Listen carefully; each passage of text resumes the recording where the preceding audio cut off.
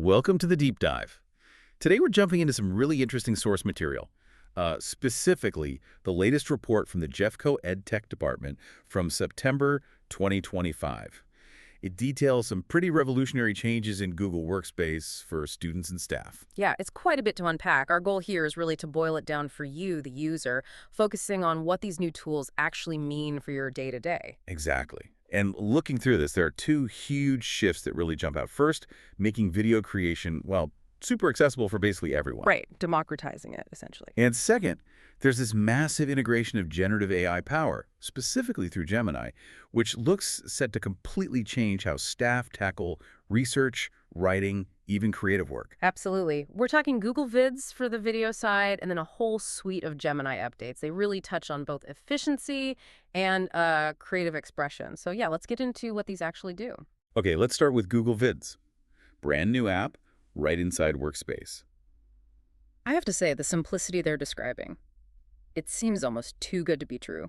What's the thinking behind Vids? Well, the core idea, and the source material is really clear on this, is making video production something anyone can do.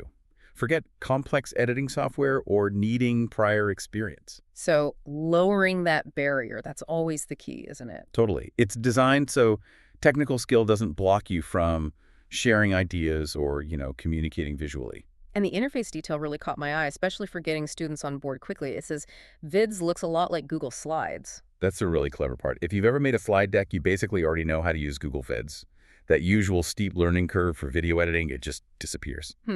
So students can focus on the actual content, the story they want to tell, not fighting with the software. Precisely. Zero time wasted on learning the tool itself. Okay, so I'm a teacher, maybe a student. I sit down to make a video. Yeah. What are my starting points? Am I just staring at a blank canvas? No, definitely not. You've got options. 4 main ways to start, actually. You can begin from scratch if you want, Okay. or you can use stock photos they provide, or pick from pre-made templates, which is probably faster for many things. Right. Templates are always helpful. And the fourth one, which is really neat, is pulling content directly from Google Slides presentations you've already made. Ah, okay. So you can repurpose existing stuff easily. Exactly. It's all about smooth integration and speed. The goal is letting you, express ideas visually, demonstrate learning without the usual production nightmare. That sounds like a big win, especially for classroom engagement. Okay, let's switch gears to the AI side, the Gemini updates. The sources flag these as mainly for staff use, boosting workflow. Yeah, these are aimed squarely at professional efficiency and creation. There are 4 main enhancements detailed that are worth digging into. Let's break them down. Where should we start? Let's start with maybe the simplest sounding, but it's a huge quality of life improvement. Better integration with Google Drive. The add from Drive option. Why is that more than just like a convenience feature? Well, think about it. Before, you'd have to copy and paste text, maybe summarize a long document yourself before you could even ask the AI about it. Right, feeding it the info. Now, you can point Gemini directly at, say, a multi-page policy doc, a big spreadsheet, meeting notes, whatever's in your Drive. The AI gets immediate access to analyze your actual stuff. Ah, so its answers are instantly more relevant because it has the context. Exactly. It saves potentially hours of just prepping information for the AI, huge time saver. Okay, that makes sense. Now, what about this guided learning feature? How's that different from just asking Gemini to explain something? Good question.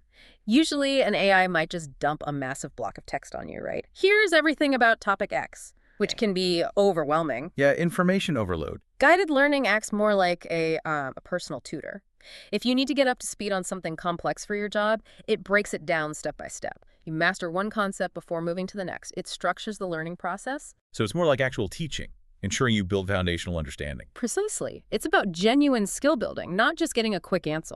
Okay, structured learning. Got it. But the feature that honestly made me do a double take was deep research.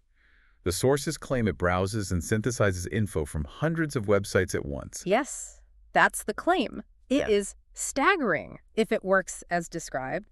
Think of it for rapid literature reviews or just getting the lay of the land on a complex issue. So instead of me clicking through dozens of search results. Deep research goes out, scans potentially hundreds of sources, and pulls together a high-level summary for you, like instantly. It bypasses all that manual clicking and reading and comparing. Wow. Okay, but wait.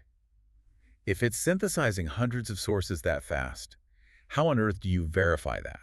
How do you check for accuracy or bias when you haven't seen the source material yourself? And that is the absolute crux of the issue with these powerful tools. It fundamentally shifts your role. The AI does the finding, the initial drafting, maybe even the synthesizing. So my job becomes, Your job becomes the critical evaluator, the skeptic, the quality control manager.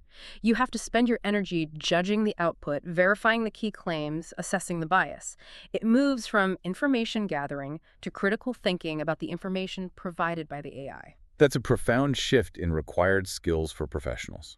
Mm. Okay, so we've done our deep research. Now we need to create something or collaborate. This brings us to create images in Canvas. Right. Create images is pretty straightforward, generating visuals quickly. Think newsletters, training slides, presentations. Helps keep things visually consistent without needing a graphic designer on call. Makes sense? Quick visuals. Mm-hmm. But Canvas, the description calls it an interactive workspace.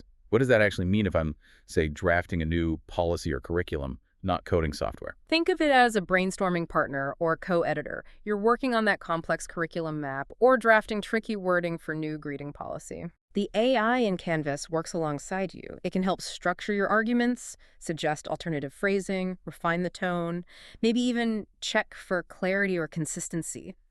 For those doing more technical admin work, yeah, it could help polish simple scripts too. It's like having an expert editor right there with you. So it's like an AI co-pilot for refining complex documents and procedures. That sounds incredibly useful.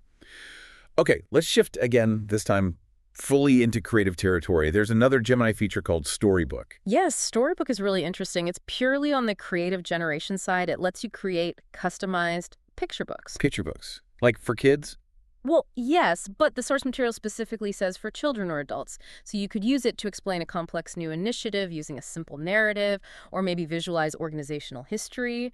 Lots of potential uses beyond just, elementary school. Okay, that opens it up quite a bit.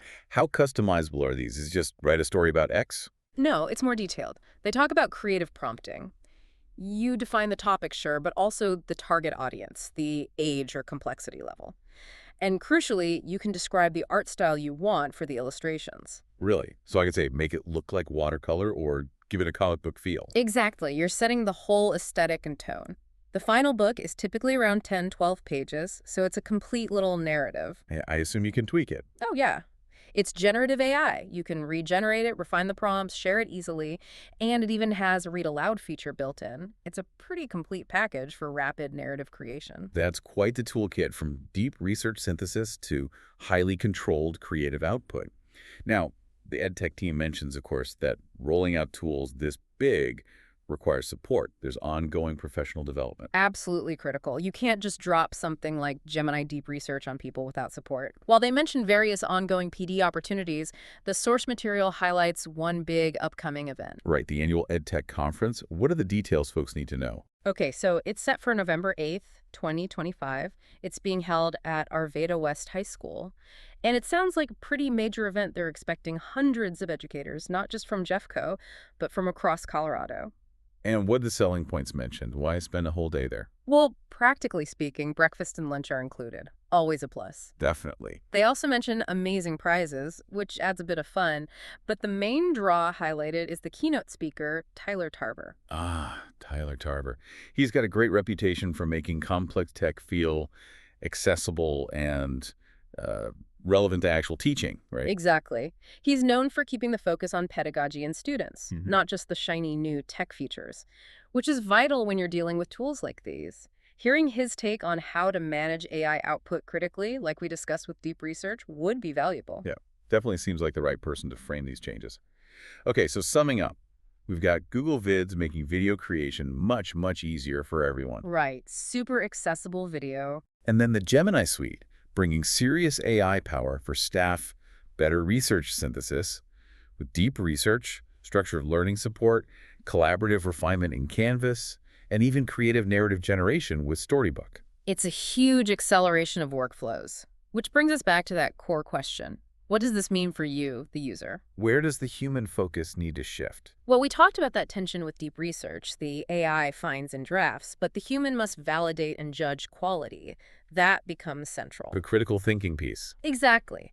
If AI can synthesize hundreds of sources, help you write policy docs in Canvas, and create custom illustrated stories, the basic skills of just finding information or writing a first draft become less important. So the final thought to leave people with. I guess it's this. As the AI gets better and better at generating really polished output, what skills do you need to sharpen? It's not just about writing good prompts anymore. It's about becoming an expert manager of the quality, the appropriateness, the ethical application of what the AI produces. Your value shifts from doing the initial work to strategically directing, refining, and deploying the AI's work. That's the new frontier for learning and professional skill.